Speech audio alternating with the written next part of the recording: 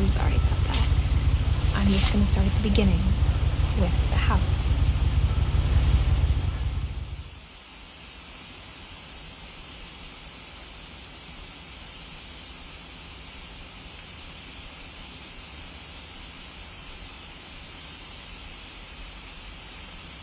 Someone had put up a chain link fence, but it looked like I wasn't the first person to hop it.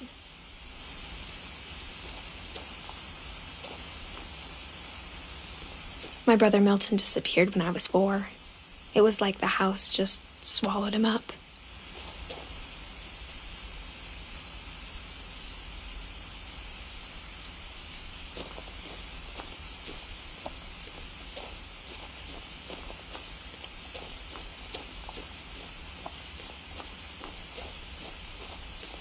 I lived here until I was 11, but I wasn't allowed inside half the rooms.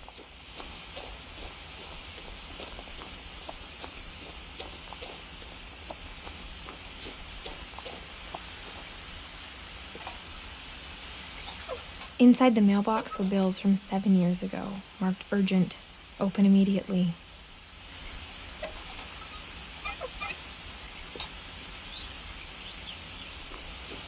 I hadn't been back since my brother Lewis's funeral.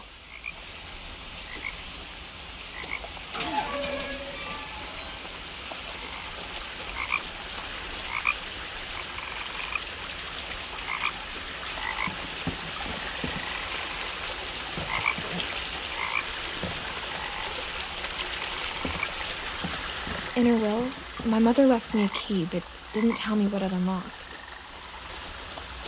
Maybe she thought I'd know, or she thought that the mystery would be enough to bring me back.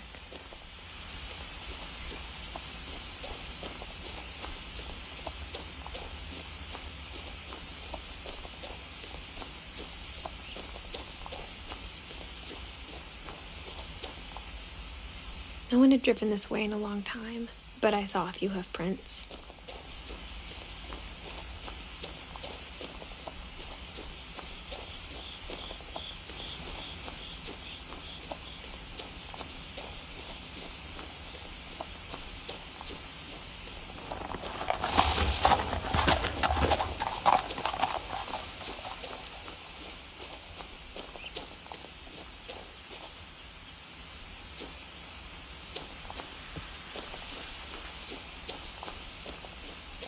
The truth is, even after I inherited the house, I never thought I'd come back to it. But now I had questions about my family that only the house knew the answers to.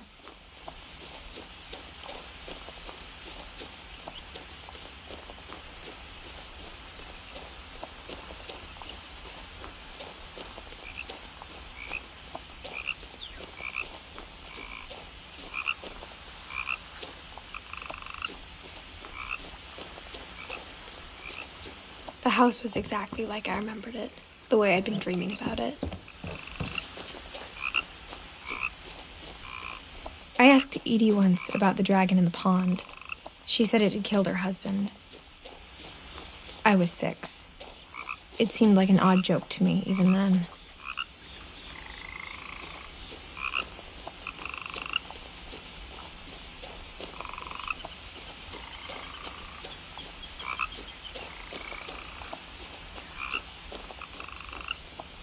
As a child, the house made me uncomfortable in a way I couldn't put into words. Now, as a 17-year-old, I knew exactly what those words were. I was afraid of the house.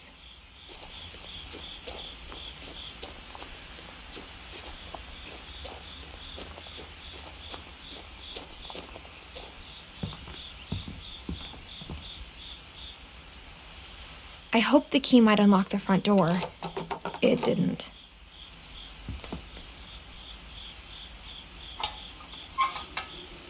Looking in, I felt like the house itself had been waiting for me.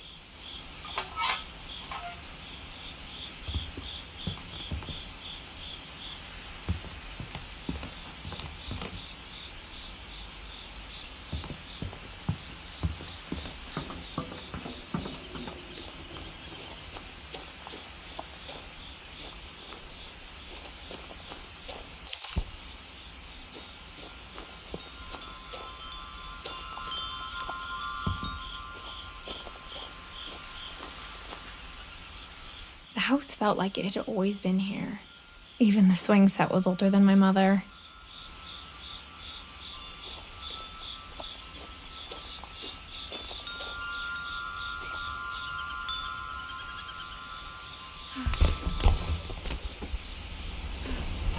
Crawling through the doggy door used to be a lot easier when I was 11.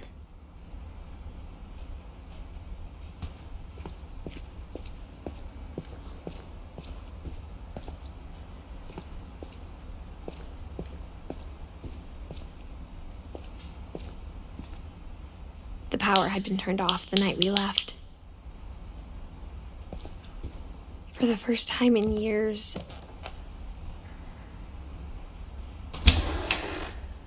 I felt like I was home. But instead of a family, there were just memories of one.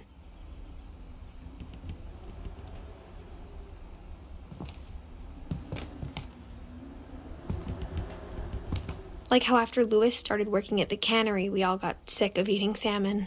Except our cat, Molly.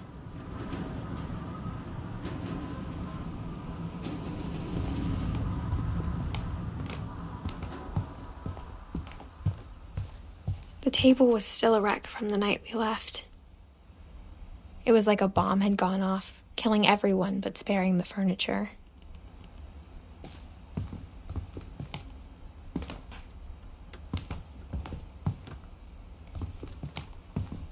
My mom was the only one of us who could imagine Great-Grandma Edie living in a nursing home.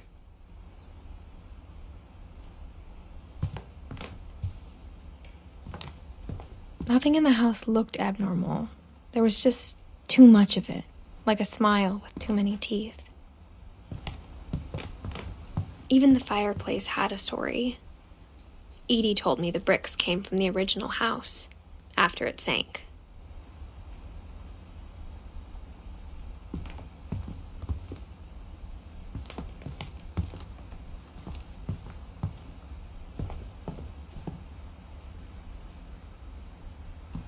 Mom always told me to stay out of the basement, so I wasn't too surprised when the key didn't fit.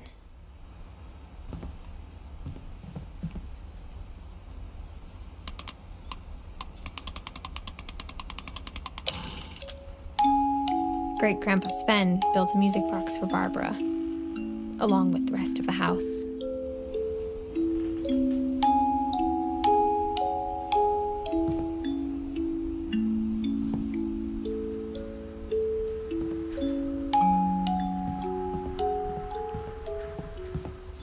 A lot of things got left behind in the whirlwind of that last night. My mom wasn't much of an optimist, but she never stopped believing that my brother Milton was alive.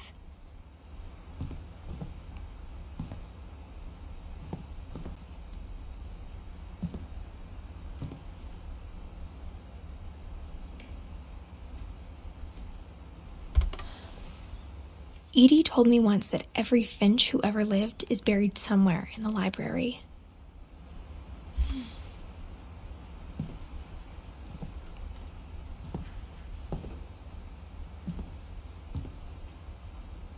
After Milton disappeared, Mom sealed up all the bedrooms. Then Edie retaliated and drilled peepholes.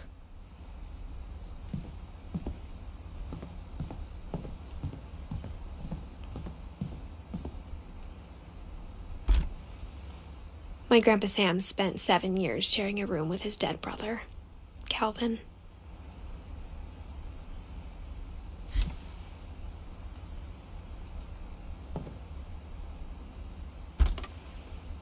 As a kid, I just assumed every house had peepholes and sealed rooms you weren't allowed inside of.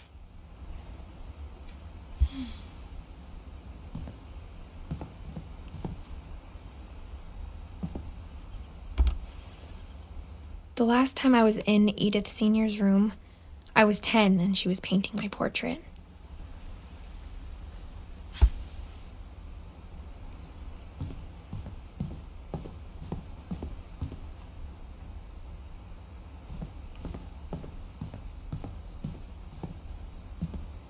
Edie's father, Odin, built the original house.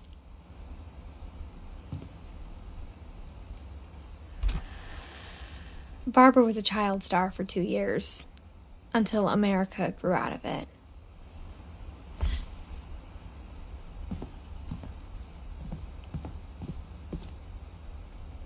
Mom must have locked the third-floor stairs on the night we left.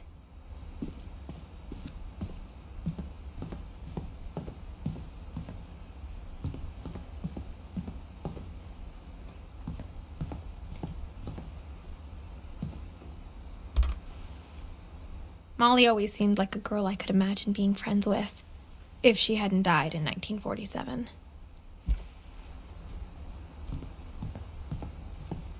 I spent a lot of time playing in Great Uncle Walter's room.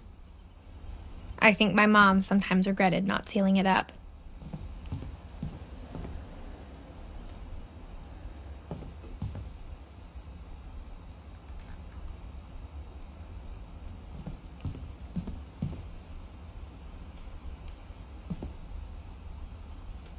Lewis told me there were secret passages, but I never believed him.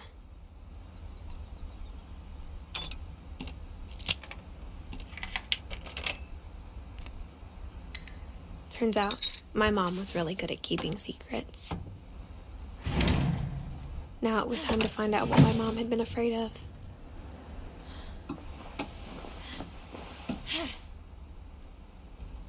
From the paintings on the wall, it was clear my brother Milton had been here before me. Reading this, maybe it sounds like I had a plan.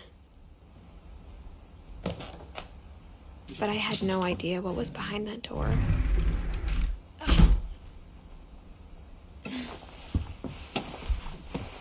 Just like I had no idea where all this was gonna lead.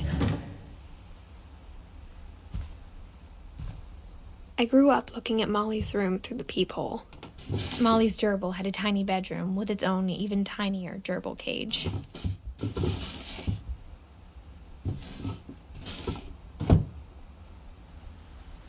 Being inside for the first time, I felt like I'd stepped behind a painting.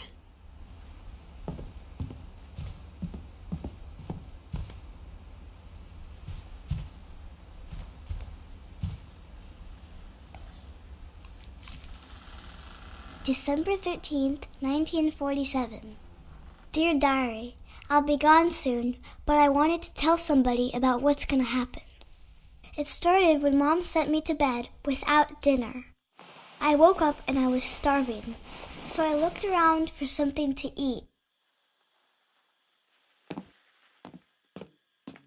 The gerbil food was dry, but I didn't mind it.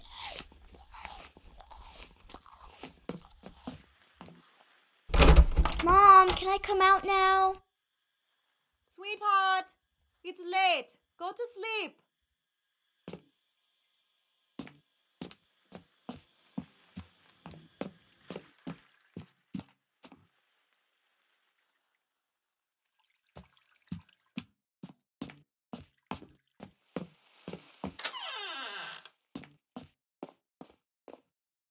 I ate a lot of things that night.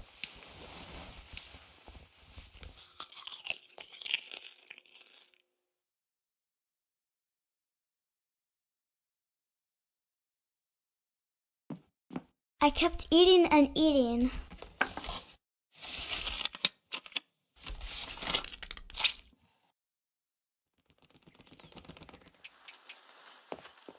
Then I heard chirping outside my window.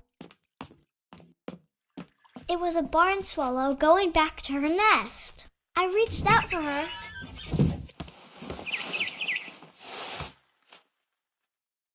And suddenly, I was a cat.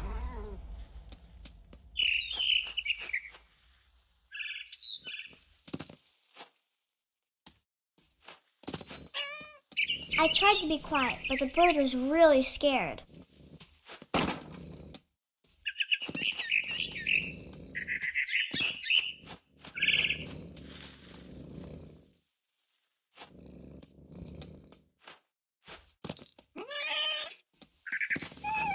Mom and Dad didn't even look at me.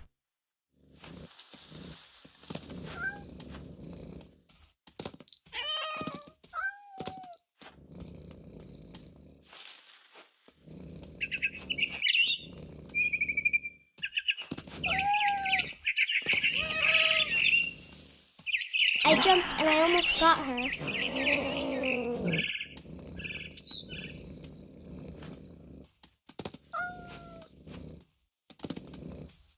I could tell she was getting really tired.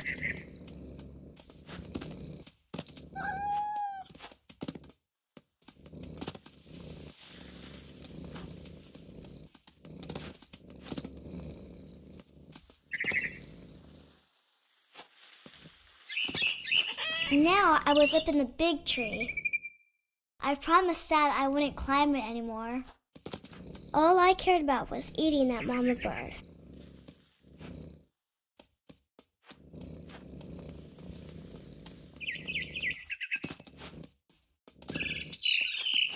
I gobbled her up. And suddenly, I was an owl. First, all I heard was the wind. Then I heard little teeth nibbling in the grass.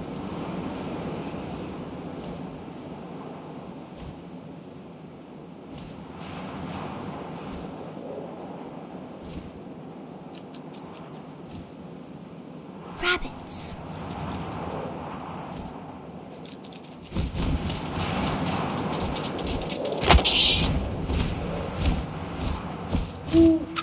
I imagined his face looking up and seeing mine through my talons. I swallowed him up, and I didn't chew one bit. Then I flew off to find something bigger.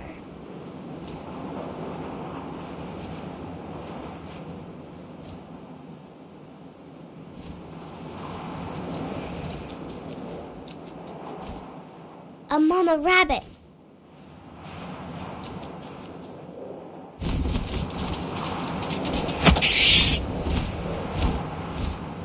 She was almost too big to carry.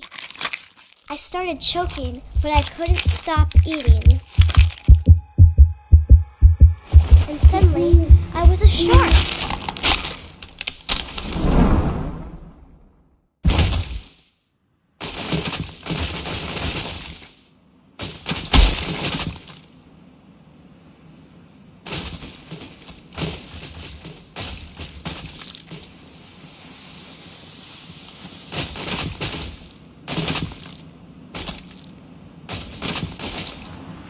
I rolled off a cliff and into the ocean. Now, I was hungrier than ever.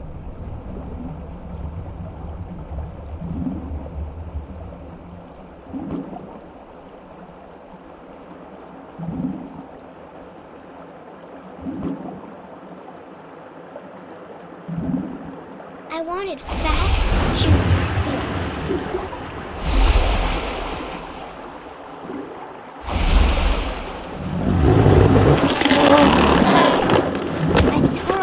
Flipper, and it tasted really good.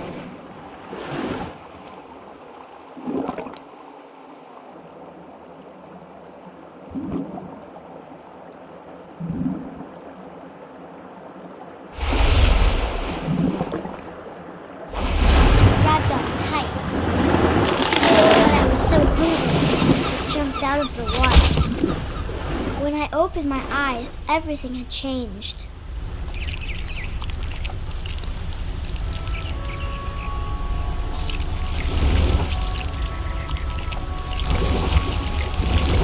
A monster, and I smelled people everywhere.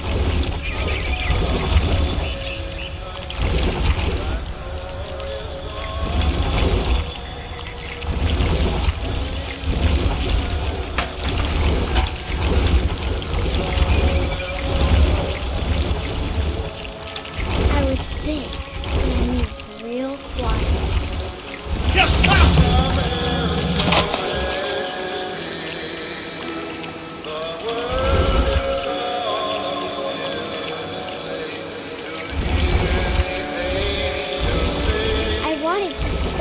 But also, I didn't.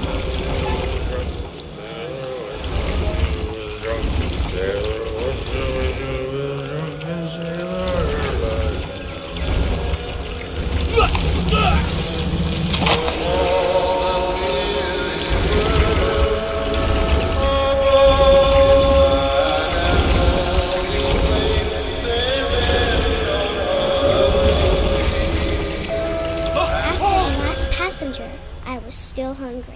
And across the water, we smelled something new. Something I had to have, so I swam towards it.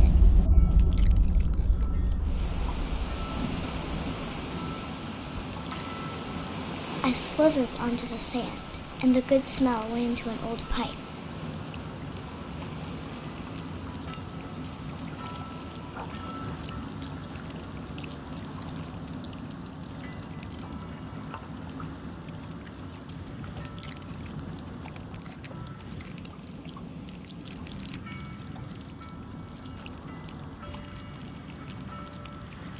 I got closer and closer.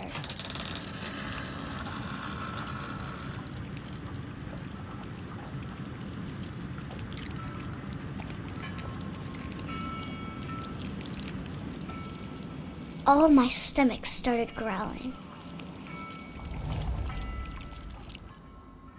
And suddenly, I was me again. I held my breath for a long time, but I couldn't hear anything. I think it's waiting for me to fall asleep. But it's not going to wait much longer. It needs to feed, and we both know I will be delicious.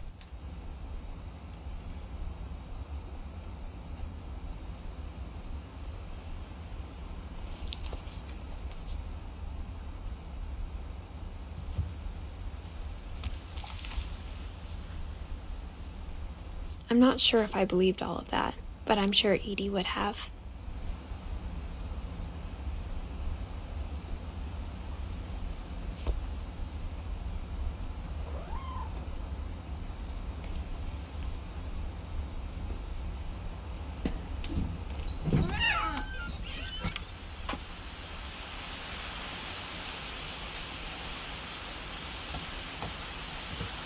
This will be obvious later, but my mom never told me any of these stories.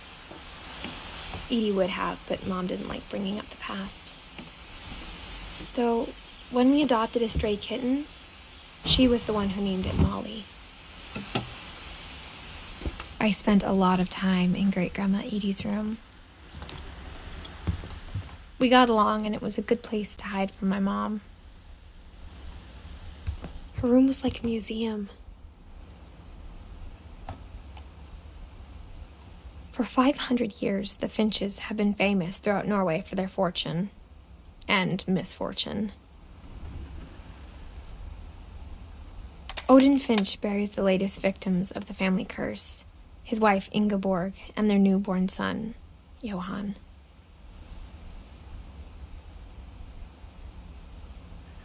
On January 7th, 1937, he set sail with his family and his house, hoping to leave the curse behind. But 40-foot waves off the coast of Washington send the house and Odin to the bottom of the sea. Odin's daughter Edie, with husband Sven and baby Molly, step ashore on their new home, Orcas Island. Odin Finch is the first to be buried in the new family cemetery. His daughter Edie is already dreaming of a new Finch house.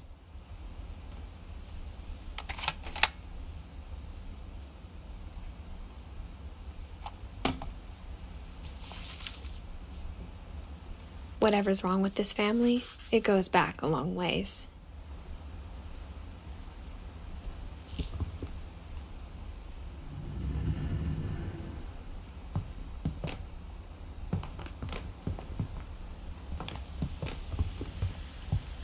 When Edie told people Sven was killed by a dragon, she could also have said he was building a dragon-shaped slide that collapsed. She could have, but she didn't.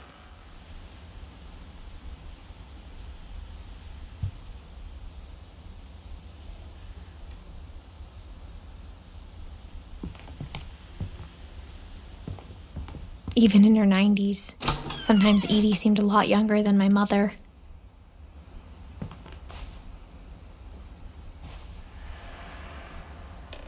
The only trace Grandpa Sam's first wife, Kay, left on the house was the pink bathroom. It was a pretty big trace.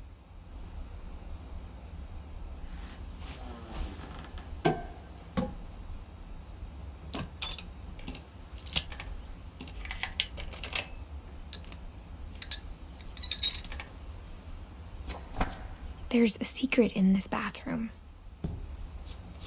It's in the last place you would look. It isn't in the cupboard. It's hidden in this book.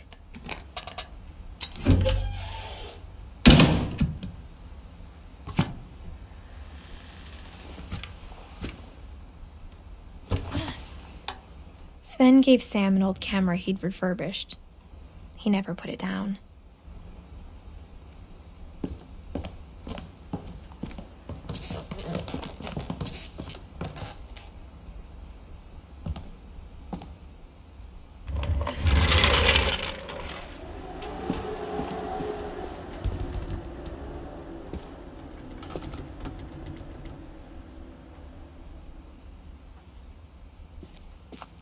I knew Grandpa Sam had a twin,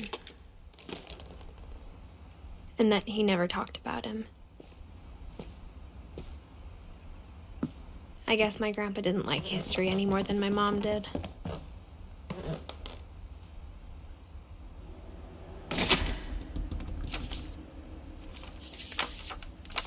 How I Want to Remember My Brother by Sam Finch. The thing I remember is that when he made up his mind, that was it.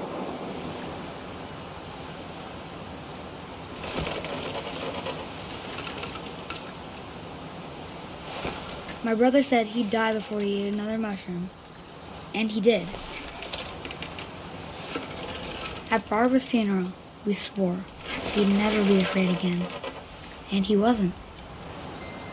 I think Calvin always wanted to fly.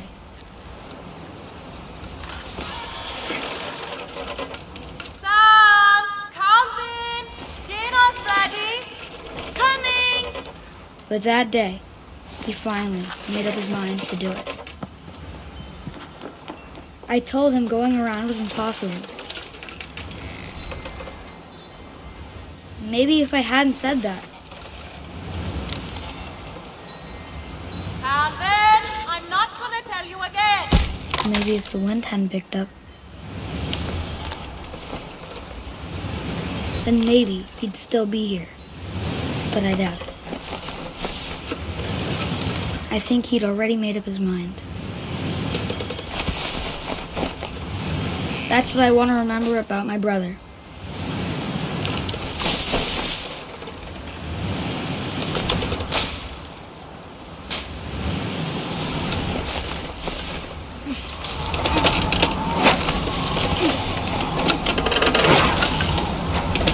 The day he made up his mind to fly.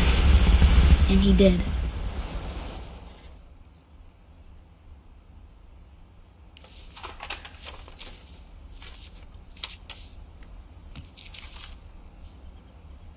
Calvin's story felt strangely familiar.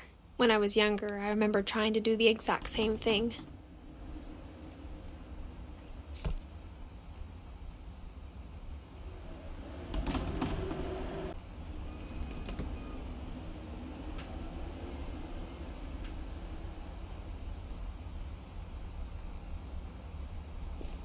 After the funeral, Edie roped off Calvin's half of the room.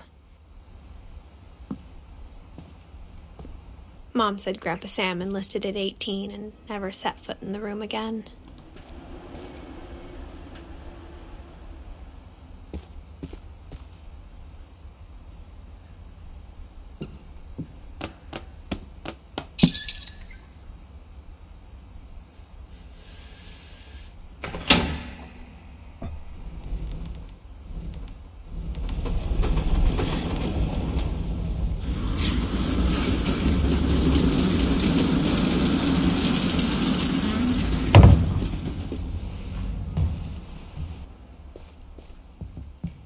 The passages were a pretty tight fit. They'd obviously been built for smaller hands and bellies.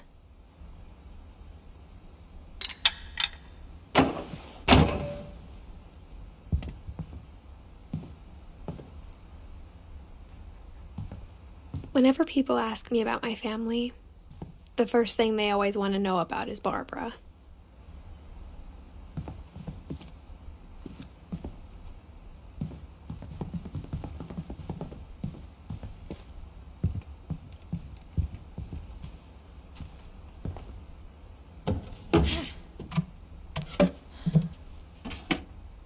Growing up, I always thought of Barbara as a child star. I never thought about how hard it must have been for her afterwards.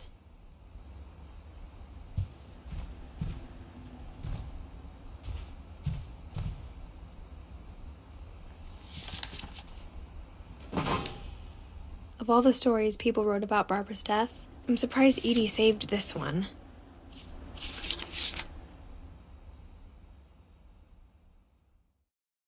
Old Jack here with another ghastly tale inspired by America's most unfortunate family.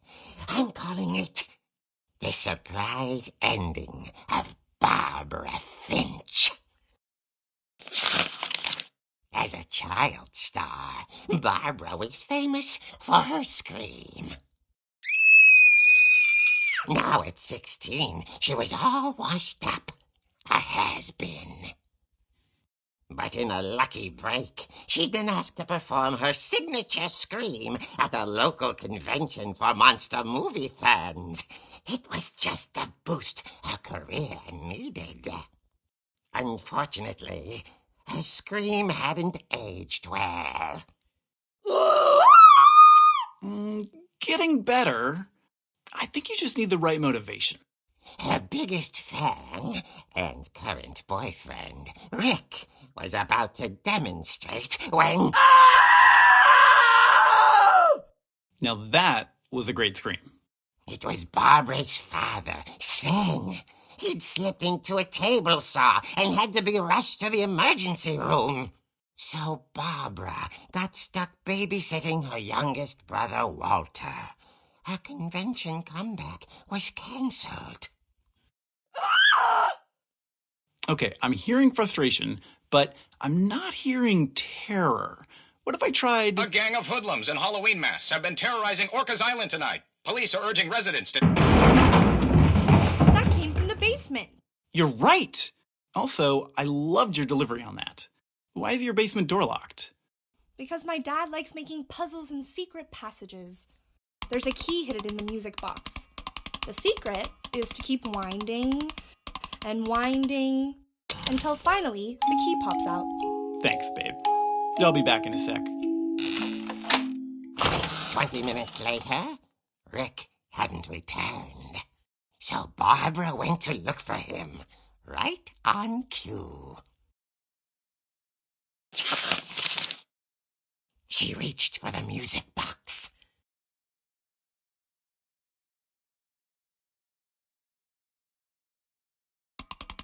And as she wound the key, she listened for Rick, but the house was silent.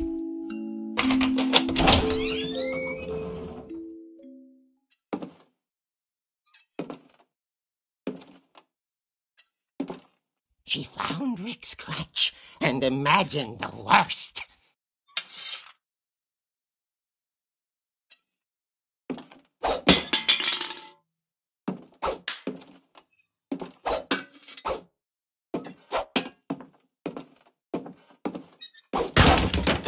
The gang's leader is the infamous Hookman Killer, Dr. Carl Hamill, who impaled and then ate his family 10 years ago tonight.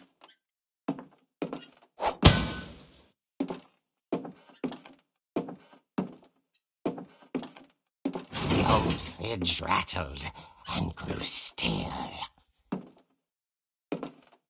Oh dear!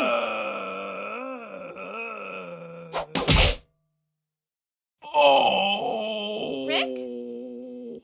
Barb, relax. I was just trying to scare you to help you find your scream. Well, I'm not scared, Rick. I'm furious.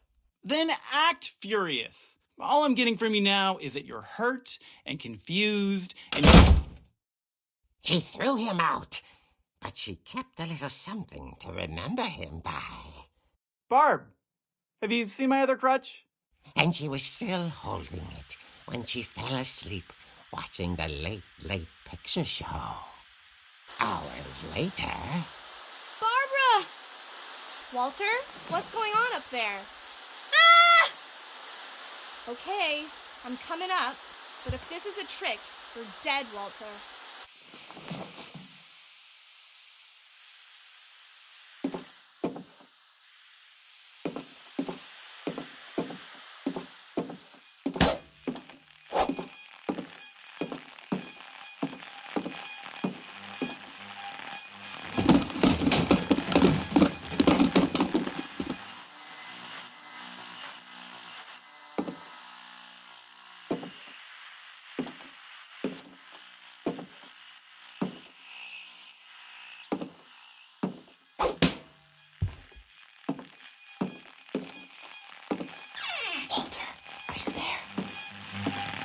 Walter had vanished, but his bedside radio was still on.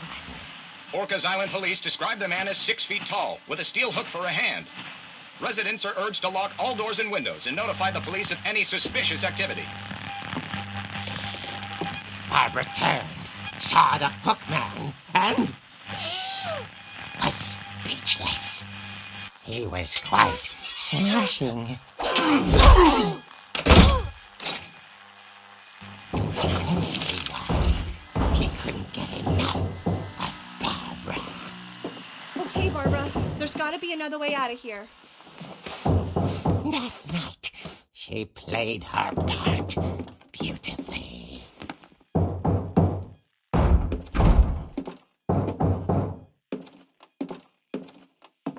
Molly's door hadn't been opened in years. The hinges groaned.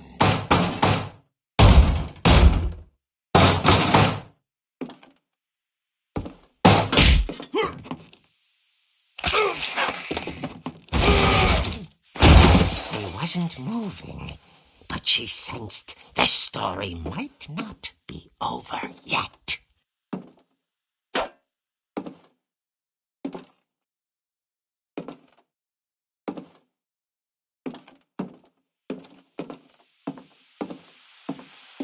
The hookman had vanished. She listened for his breathing, but all she heard was...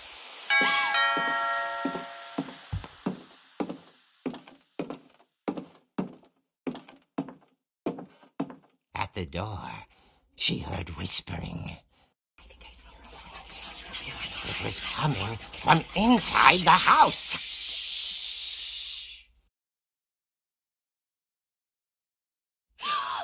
Oh dear.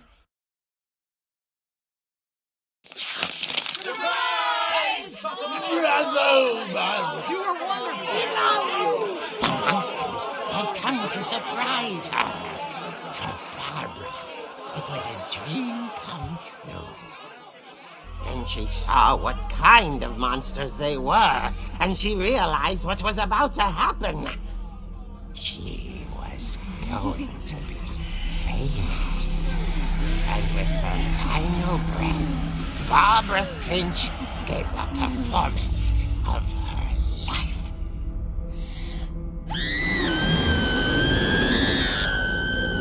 I wasn't there myself, but I hear Barbara was magnificent. Poor girl. She had a taste for stardom. But unfortunately, so did her fans. Of course, the police blamed it all on poor Rick, who disappeared the same night. And little Walter, hiding under his bed the whole time. He took it all pretty hard, but that's another story. As for Barbara, tucked inside the music box is all they ever found of her. Her ear. Now that's what I call a real eerie tale.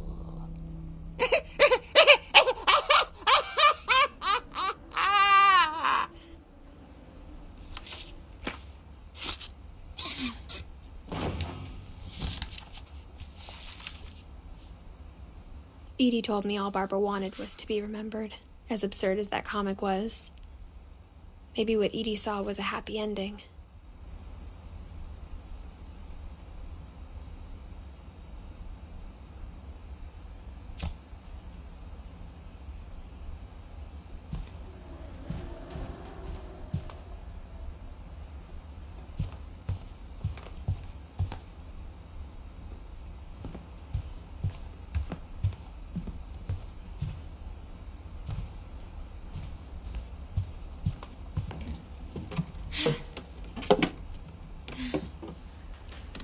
I guess now I know why Mom didn't like me playing with the music box.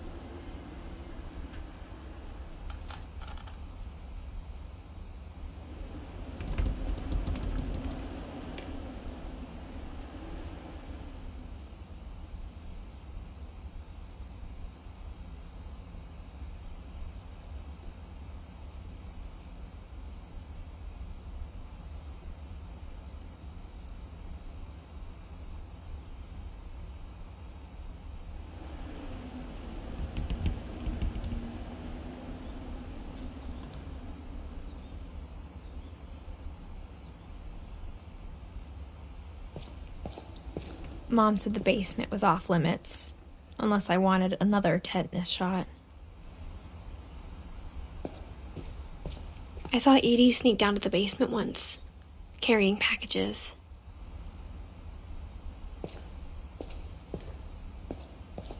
I thought maybe she was hiding presents.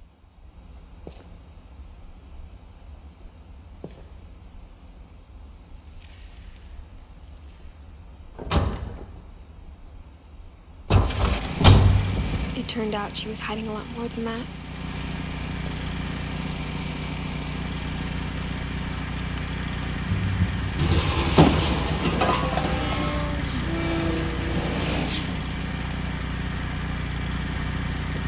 I remember asking Mom once about where Walter had gone. She said after Barbara died, he got as far away as he could. If there's a pattern in all these stories, I think it's that none of us has gotten very far.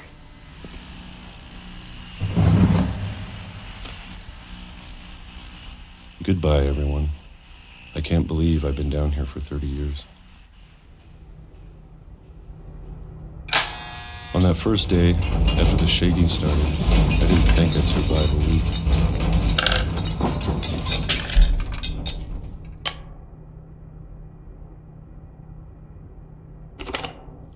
But after a few days, I settled into a routine. That's what kept me sane. Having a schedule, living for today. I always expected to be dead tomorrow. But if you wait long enough, you get used to anything.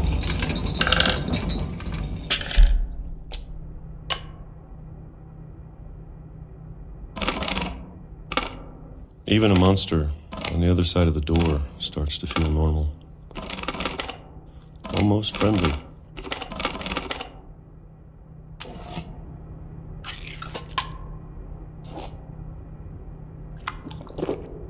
And then one day, everything just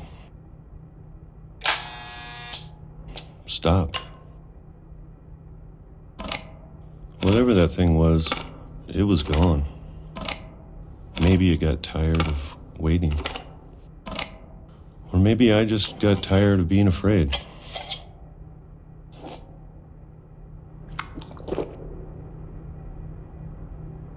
It's been a week now, the longest in 30 years.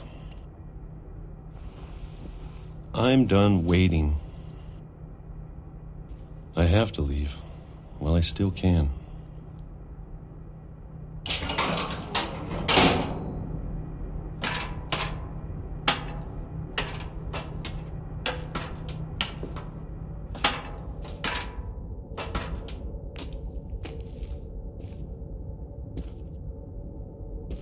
I know it's out there somewhere. Whatever killed Barbara and Molly and Calvin. Maybe this is all a mistake.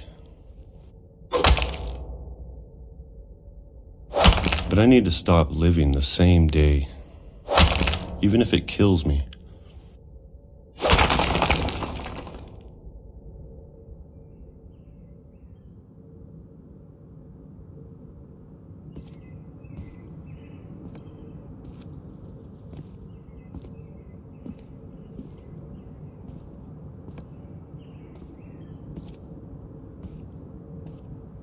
Whatever's out there, I want you to know I'm ready for it.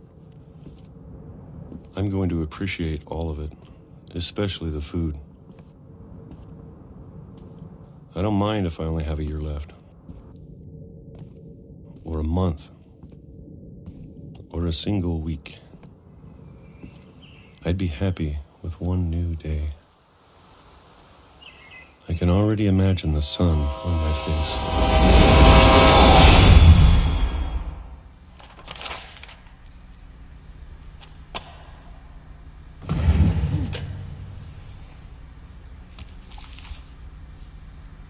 Walter died when I was 6. I can't believe my mom never told me he was down here. I'm sure my mom was trying to protect me.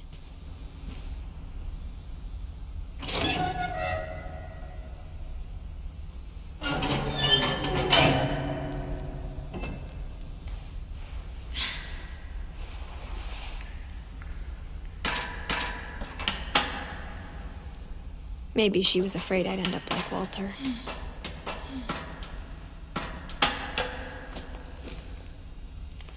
But if she never told me about an uncle under the house, I can only imagine what else she was hiding. I don't want to make the same mistakes she made, trying to bury something that's still alive.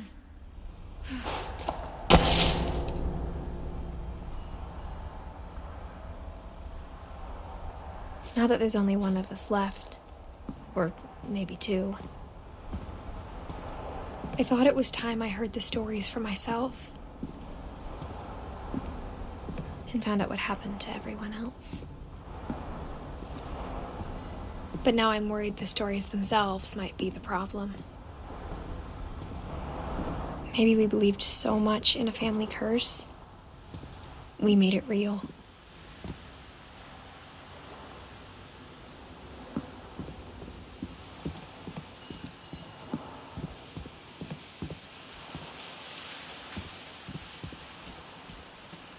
I don't know if I should even be writing this.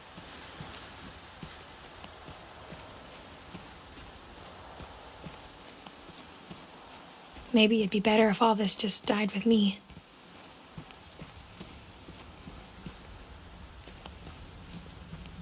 But I thought you should know about your family.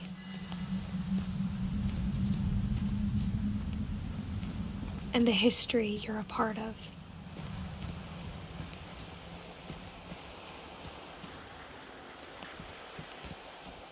Though to be honest, I feel as lost as you probably do right now.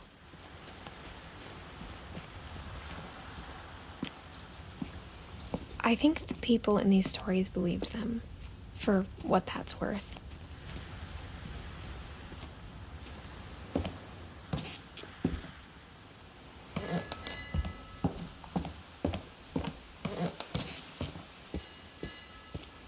And when you look at the house, that history of imagination and stubbornness and madness, any of it seems possible.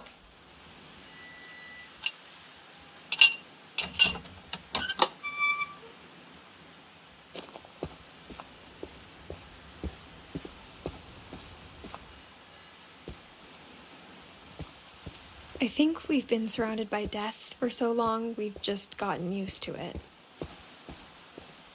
What kind of family finishes building a cemetery before starting the house?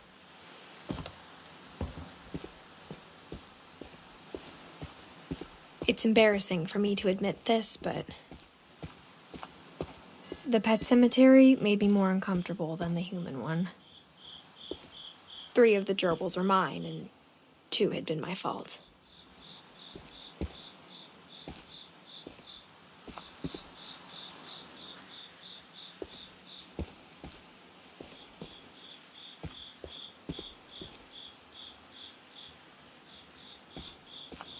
Sven built the house, but it was Edie who designed the cemetery.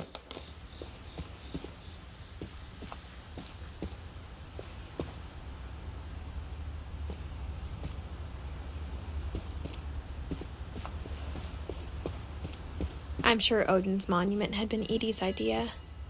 My mom was always trying to move on, but for Edie, the past never went away.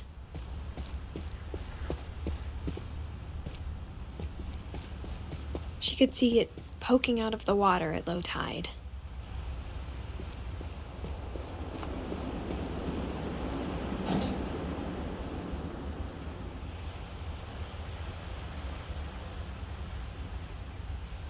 Edie said she dreamed about the old house every night.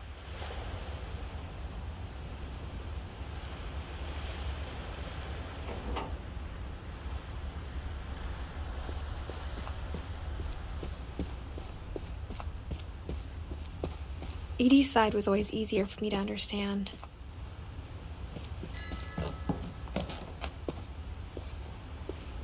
But the older I get, the more I can see where my mom was coming from. Her dad had been pretty strict, but it wasn't enough to save her brothers. She was just trying to do better. She lost 2 of her brothers, just like I did. I get why she tried so hard to protect us. There's so many things I wish I could ask my mom now. Part of me thinks this is what she wanted all along. For me to come back someday and find everything out for myself.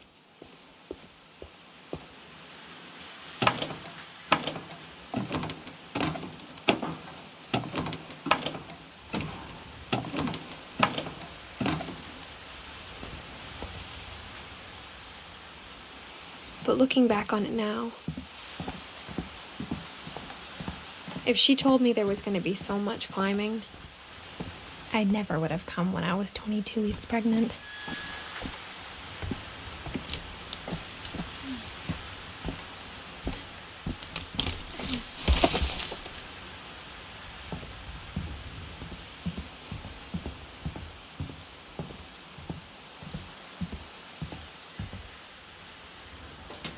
I never met Grandpa Sam, but I think he and my mom had a lot in common.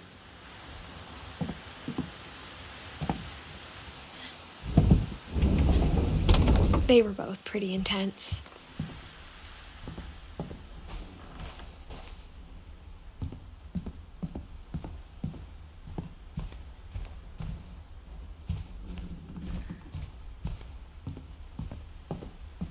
Instead of hiding from death, Sam seemed to go out of his way to meet it.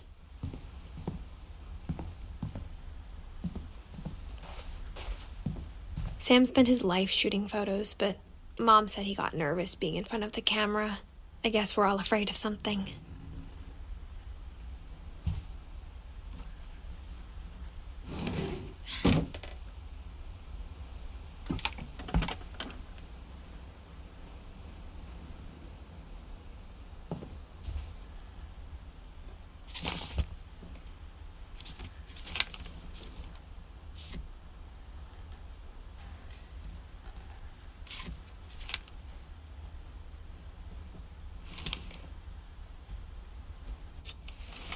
Dawn, I promise, you'll never forget this weekend.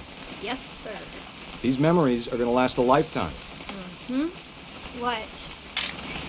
Perfect. Am I gonna have to shoot anything? It's gonna rain the whole weekend, isn't it? I will never forget this weekend. Okay, got it. I'm gonna take some pictures, okay? Just be careful. That camera's older than you are.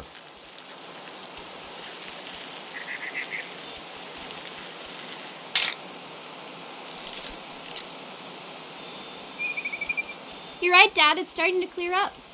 Still freezing, though. Aw.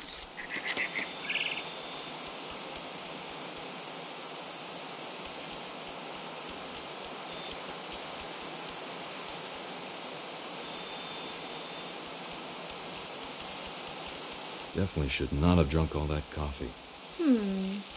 Hold still while I take... Hey! That's a keeper.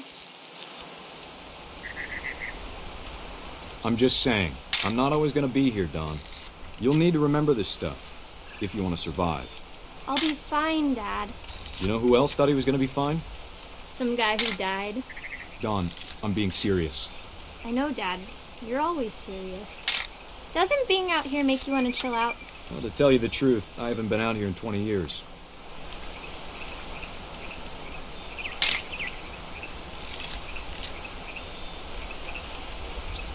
Dad! Good eyes, Dawn.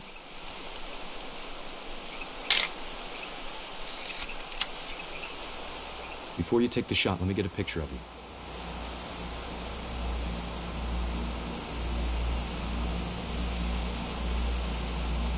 Dad, Just breathe. Let me get behind you. Do I have to do this? Dawn, you don't have to do anything. But if... Great shot, Dawn!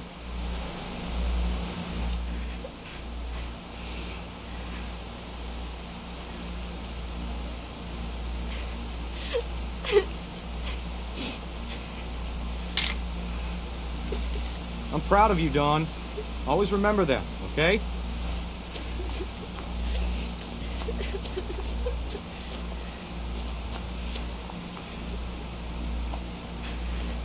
Sorry, Dawn, just gotta reset the timer.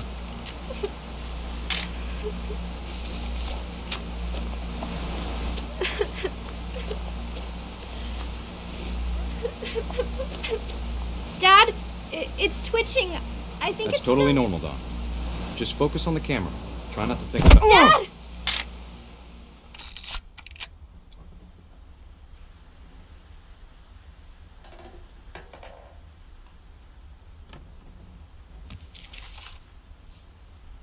Of all these stories, that's the one I wish most that my mom had told me.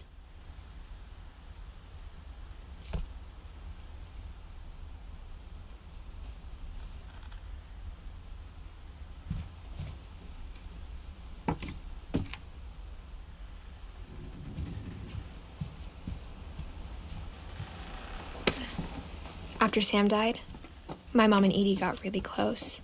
They both lost a lot.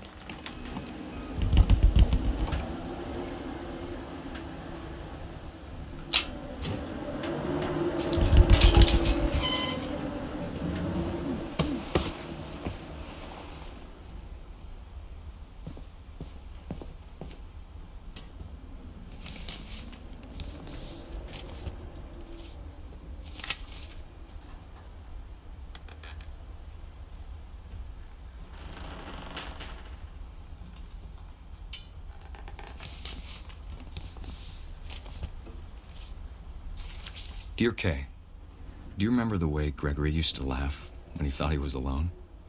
Like something funny was happening, but only he could see it.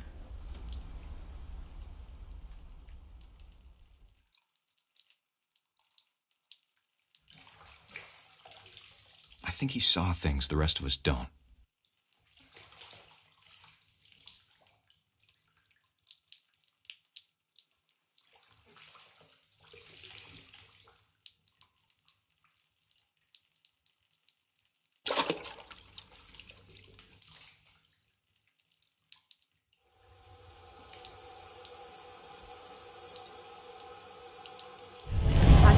Gregory, it's time to...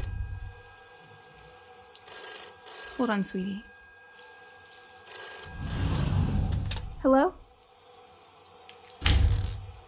Sam, I told you I don't want to talk right now. I wonder what he saw.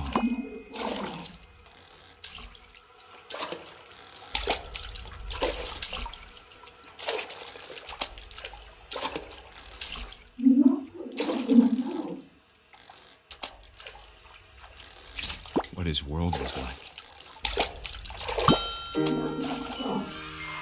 He reminded me so much of Calvin. Lost in his imagination. Whatever it was he saw.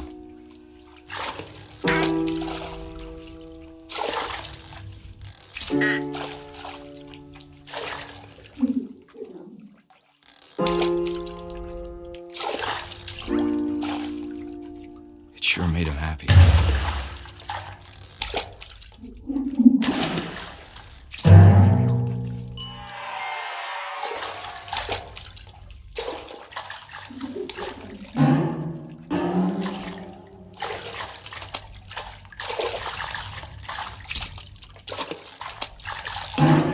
I know how silly it sounds.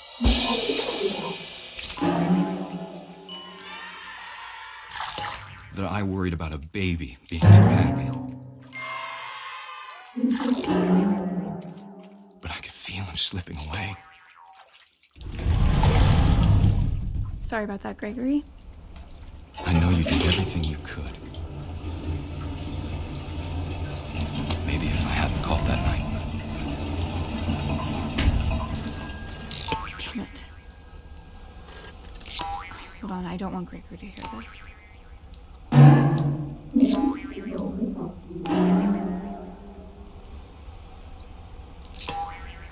I wish he could have told us about the world he saw.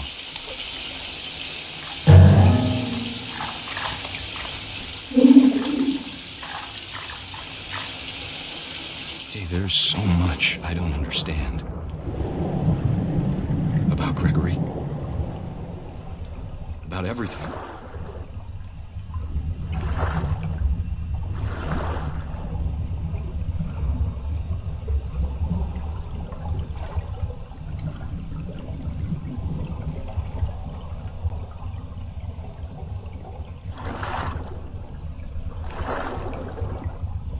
But I know what happened wasn't your fault.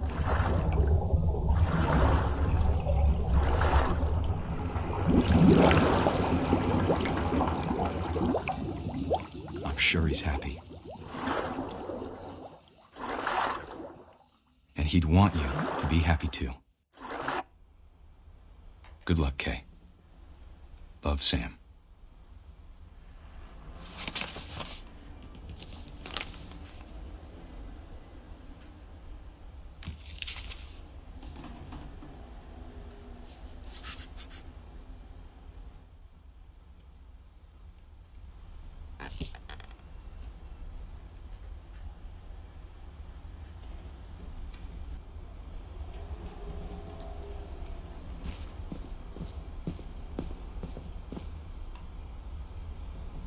I can't imagine my mom ever writing poetry, and yet... A poem for Gus, who always said the wedding was a bad idea. Our father never hit us kids, at least not very hard, before the day my brother said with teenage disregard that he'd be dead before he'd see a wedding in our yard.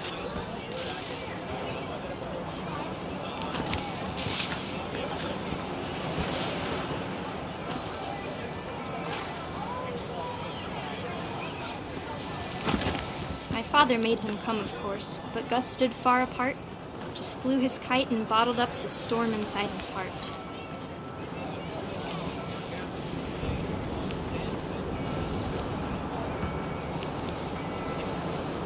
I tried to talk him out of it, but though he'd never met her, we don't need a stepmom, were the words that I now pronounce you husband and wife.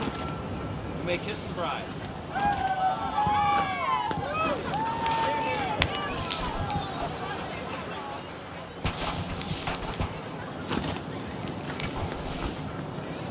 When the time for photos came, Dad ordered him to come here.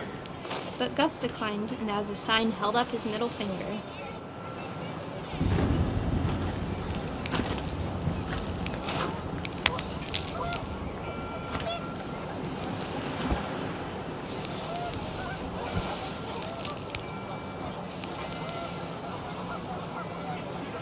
The wind picked up, and panicked geese appeared and quickly went. But all the humans did that day was go inside the tent.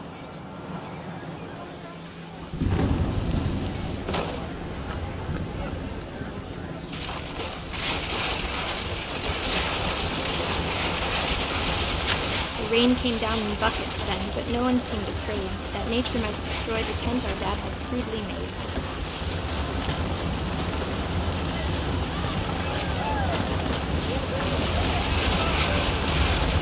Thunder sounded much too close and full of angry power.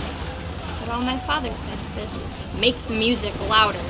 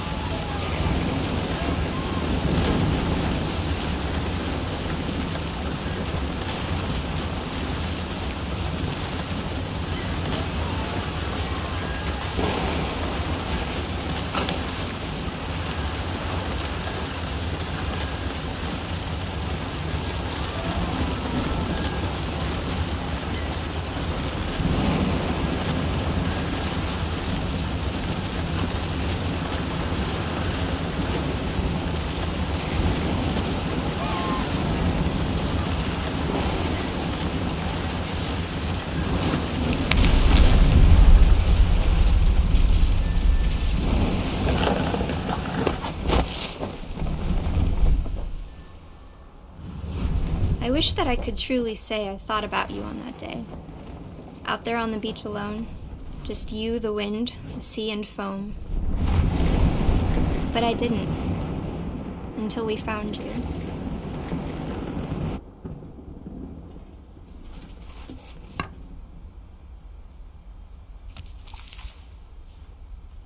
She never talked about him, but Mom told me once if I was a boy, they were going to name me Gus.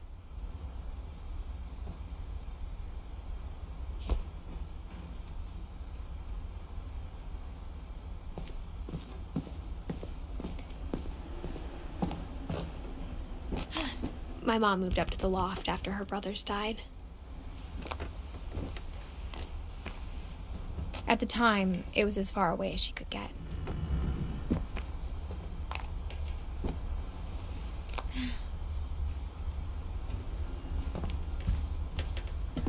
She spent a summer building houses in Calcutta, where she met my dad, Sanjay.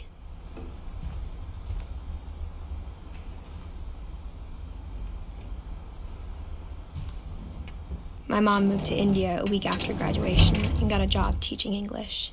Louis was born a year later.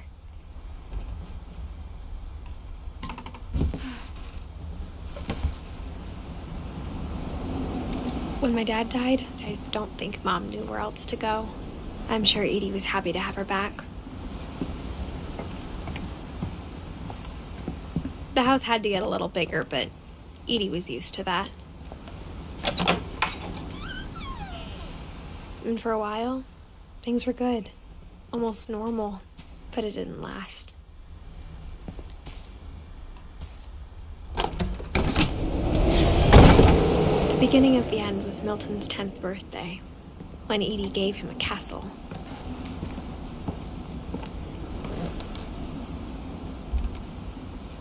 After Milton disappeared, the only thing he left behind was a room full of paintings.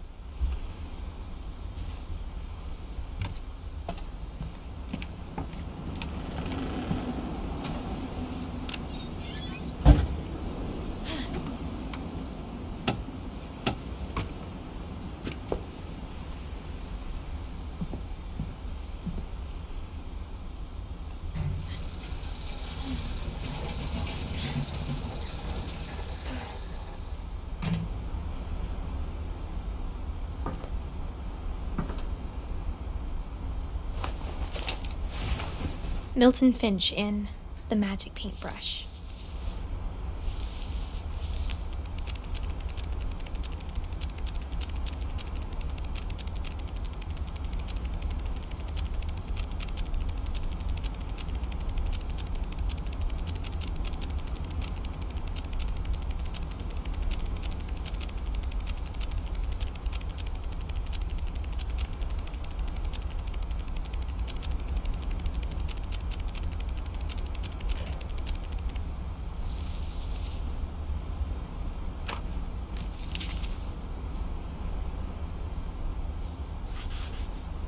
I was 4 when Milton disappeared.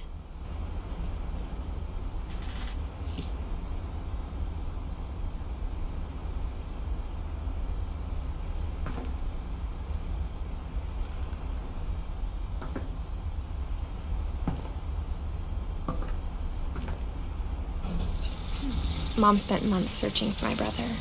Then she sealed the doors.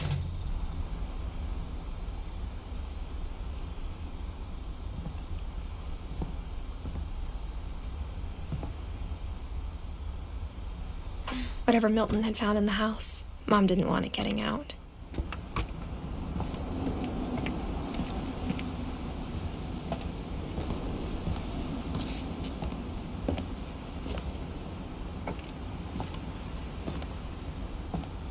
Mom definitely blamed Edie, but I think Louis blamed himself.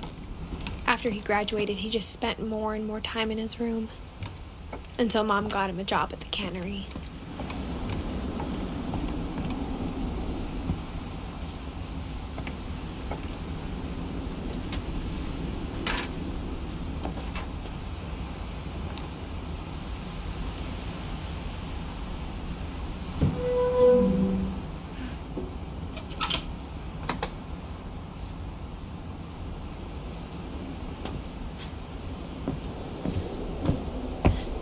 Louis's room smelled very, very familiar. That part of him lived on.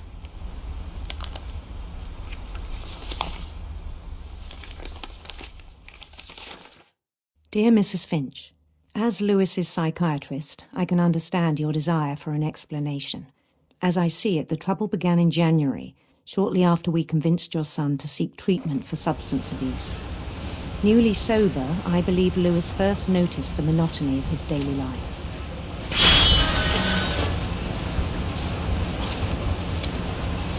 He kept working at the cannery, but he withdrew part of himself. In our sessions, I saw the same behavior. His mind began to wander. I asked him to describe it. He said he started small, imagining a labyrinth. He'd feel his way about. Then something moved. Bats and toads.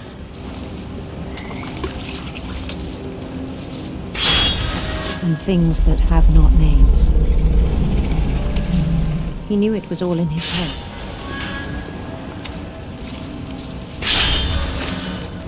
But he took it very seriously.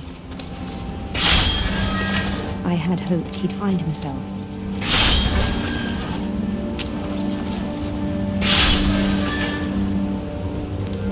But he found something more.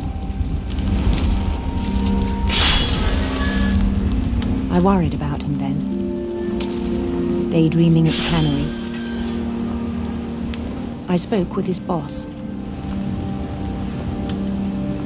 But he said Lewis had become a model employee. Methodical, tireless, focused. Like a whole new Lewis. So I let him go on.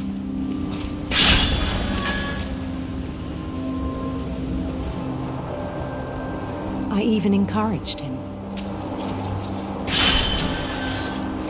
It seemed very promising at first. He told me he'd made a new friend.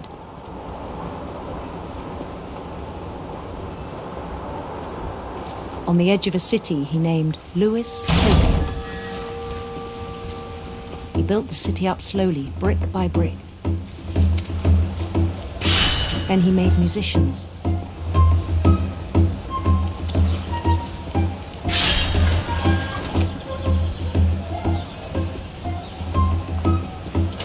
And songs for them to play. He talked about starting a band. And he was always humming something. Every day his imagination grew stronger.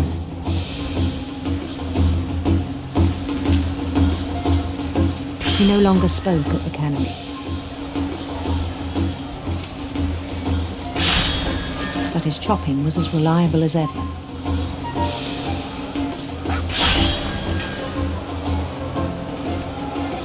Then one day it struck him that all the cheering crowds, even the stones under his feet, were all in his imagination, so he could do whatever he wished.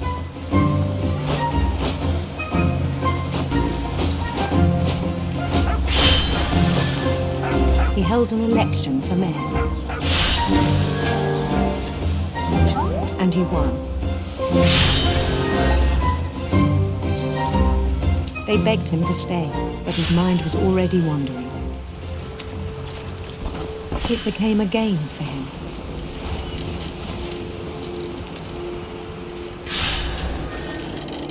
He'd conquer a city, then immediately push on. New Louisville. St. Louis. He started drifting away from our reality.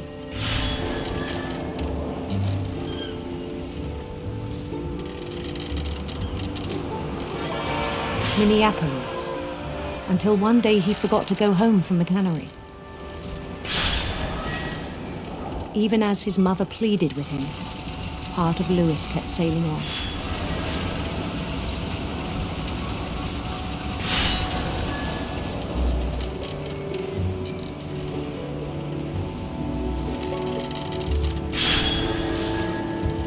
In Louisburg, he heard rumors of a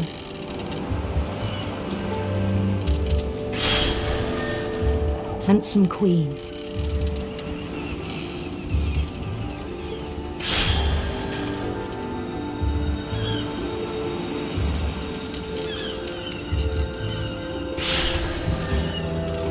The queen was on her own quest for sinister serpents.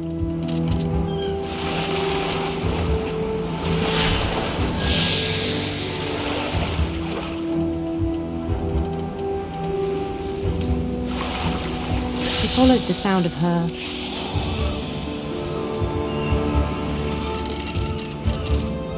electric sitar.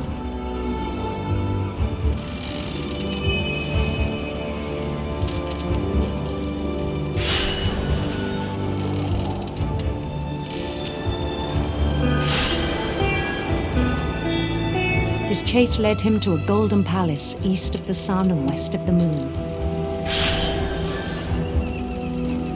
Even then, his logic remained sound. He knew the world was all in his imagination.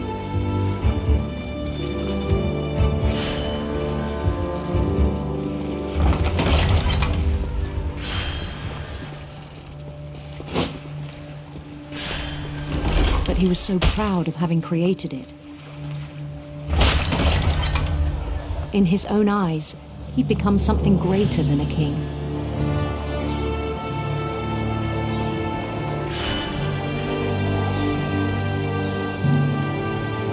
For someone who'd never known success in the real world, I think it was overwhelming. And then it struck him that the real Lewis was not the one chopping salmon, but the one climbing the steps of a golden palace.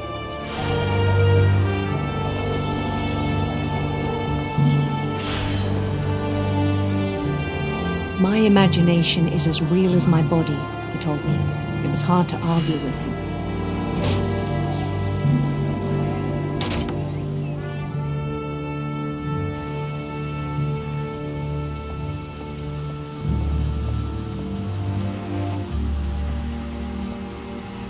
He began to forget the world we know.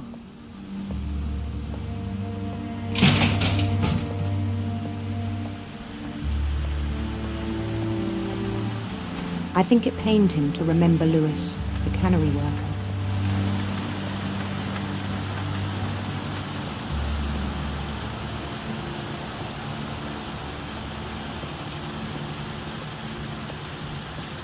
He began to despise the man with a royal contempt.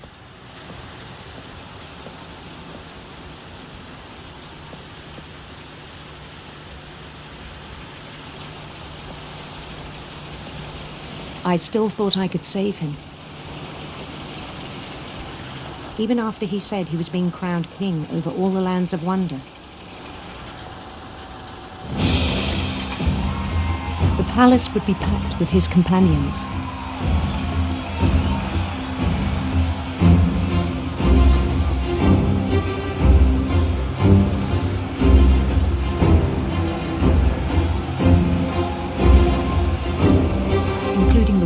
Calico had insisted on advising him.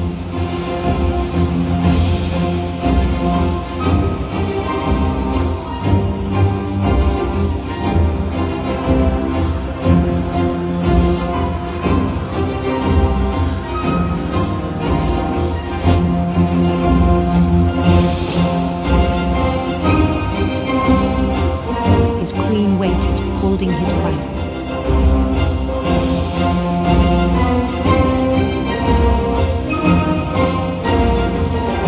There was only one thing left to do.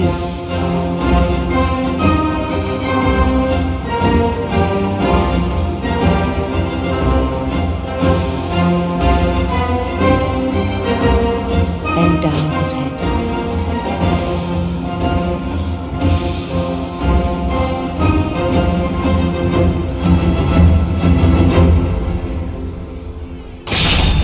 And the rest I think you know. Mrs. Finch, your son was a kind man who will be missed by all of us who knew him.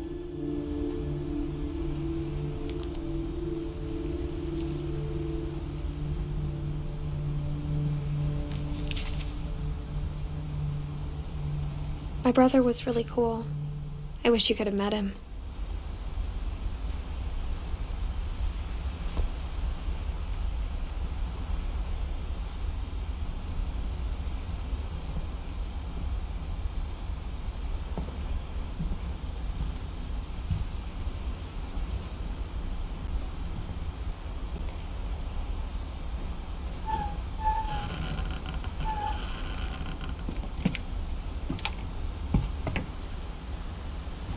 On the way back from Lewis's funeral, my mom told me to start packing. She waited until the day before we left to tell Edie. I'm not sure if she wanted to make it easier or harder.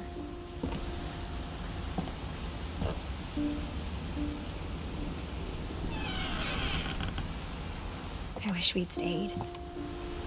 But I understand why we left.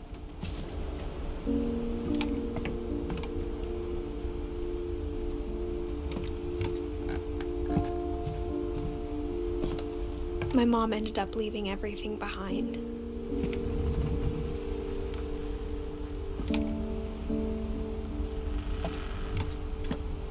What happened that night had been coming for a long time.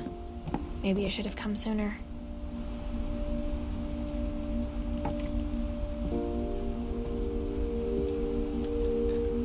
But it had to end one way or another. All that's left now is to tell you about that last night.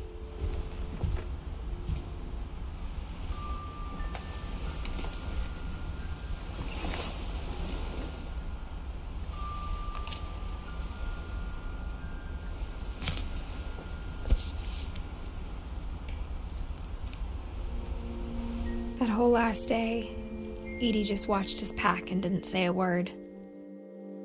Until supper, when she raised her glass and said, "To our final night together, and all our final nights apart." Grandma, you know what I said about alcohol. Some of your medications are very Edith, specific. I left a present for you in the hallway. Why don't you go open it? The grown-ups have to argue now. I'm sorry, you're right. We're all leaving tomorrow. Let's just enjoy our last... I'm not leaving. Edith, you're excused.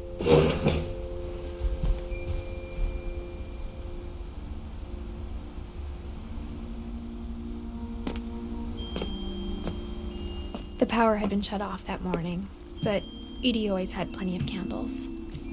When my mom sealed the library, I don't think she knew about the other entrance, or that Edie had a key to it.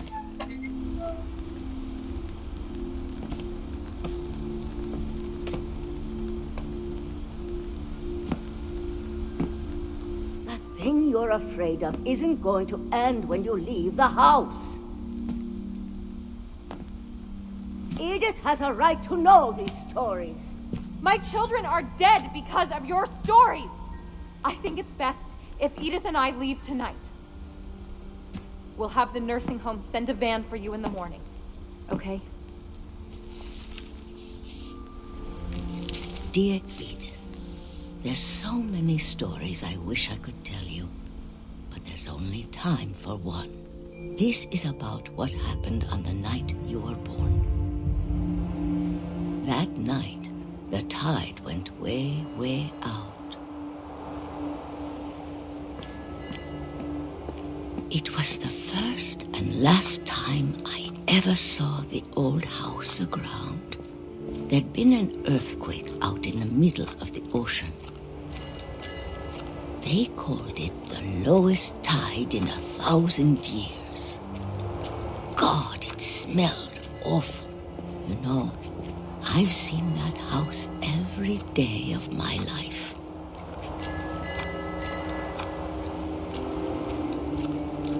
But I never thought I'd go back to it. When the fog rolled in, I lost my way.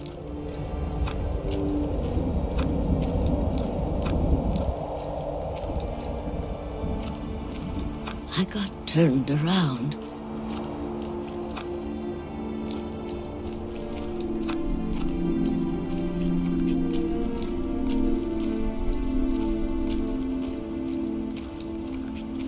For a while, I wandered.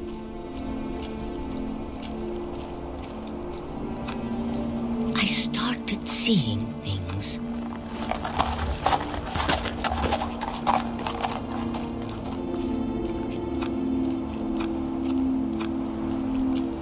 Things I'd forgotten had ever existed.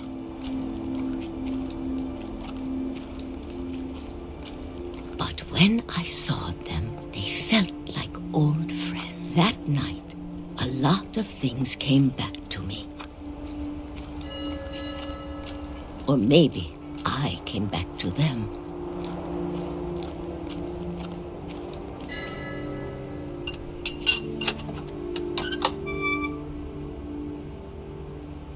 Things I can't explain, but that I need you to try and... Edith, what are you doing in here? It's mine. Edith! Mom, you're gonna rip it. Let go!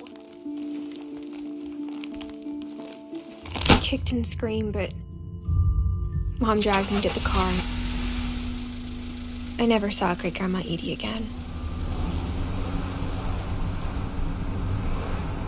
The next morning, the band came to pick her up, but she was already gone. After that, we moved around a lot.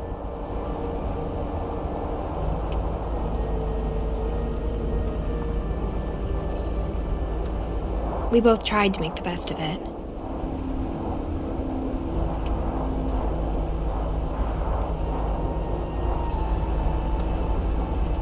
A few years went by.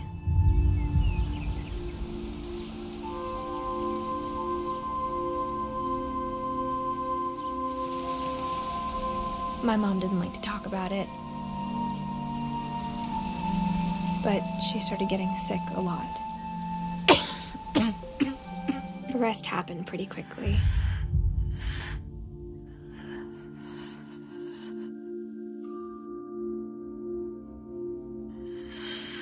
She got better for a while,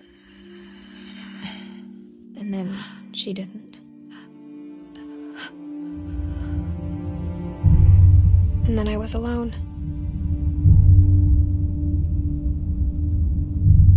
The last Finch left alive.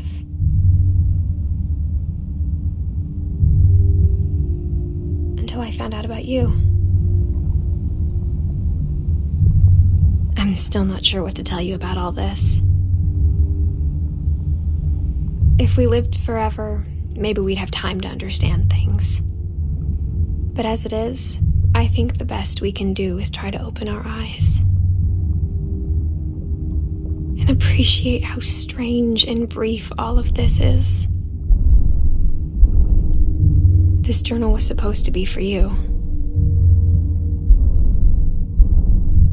But now I hope you'll never see it. I just want to meet you and tell you all these stories myself.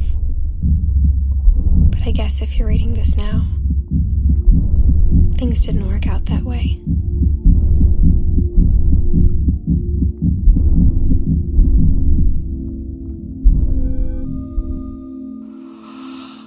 This is where your story begins. I'm sorry I won't be there to see it. It's a lot to ask, but I don't want you to be sad that I'm gone. I want you to be amazed that any of us ever had a chance to be here at all. Good luck.